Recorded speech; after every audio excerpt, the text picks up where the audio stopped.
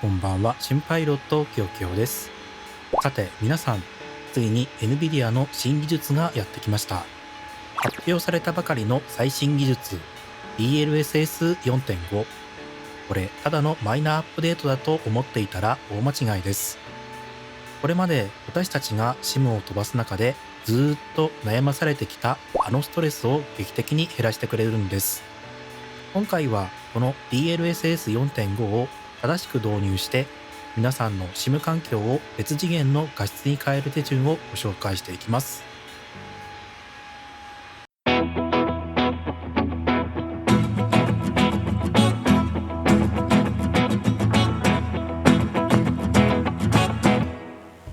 今年の CES2026 で発表された DLSS4.5 ですが、実はもう私たちの手元で動かせる状態になっています。RTX ユーザーなら正直これを使わない手はありません。結局何が変わるのって話なんですが、一番の注目はイメージクオリティの劇的な向上です。特に追加されたプリセット M が本当にすごいんです。皆さんこんな経験はありませんか？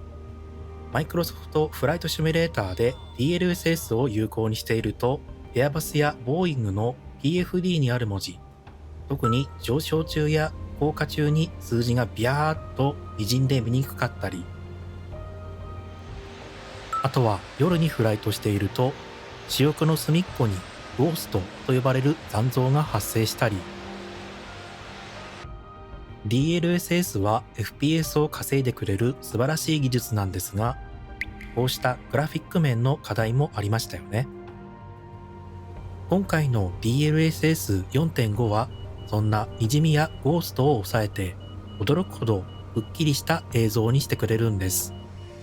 ちなみに将来的に RTX5000 シリーズでフレーム生成が最大6倍になるような機能は2026年の春頃になる予定です。なので今回は今すぐ恩恵を受けられる画質向上の部分にがっつり絞って進めていきます。では早速魔法をかけていきましょう。実はこれ NVIDIA のドライバーをポチッと入れるだけじゃダメなんです。ちょっとしたお作法があるので画面を見ながら一緒にやっていきましょう。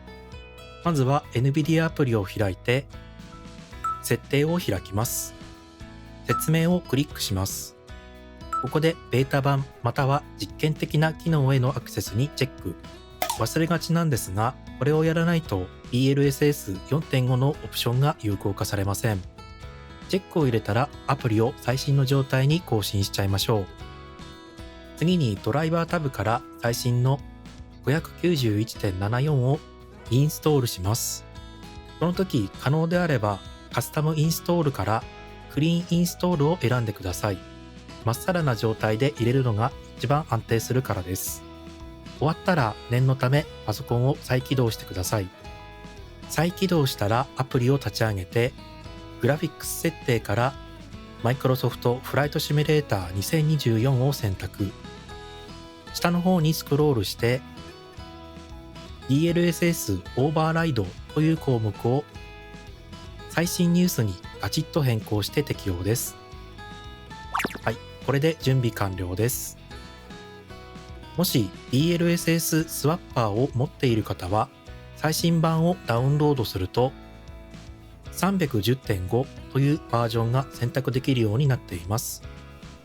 こちらを適用して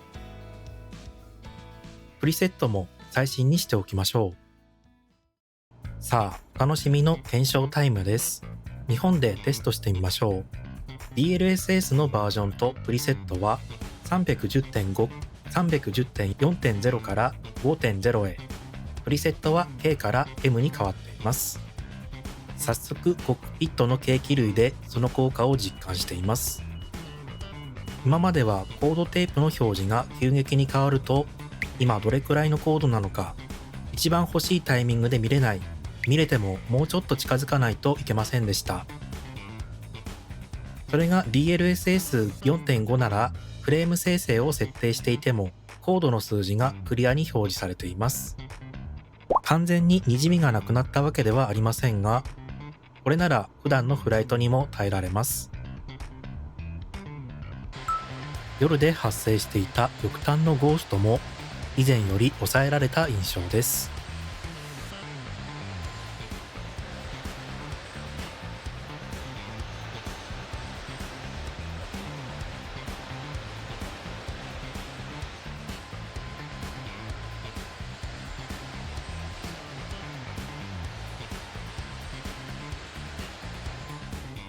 ただ、ちょっと気になる点もありました。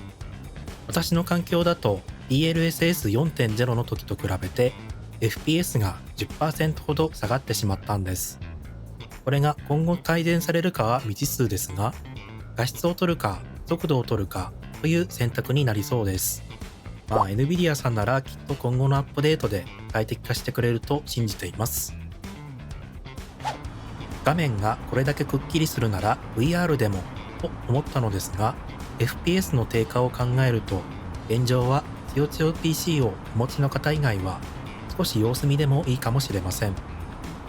逆に VR 以外の環境で少しでも景気をシャープに見せたいという方はぜひ一度試してみる価値ありです。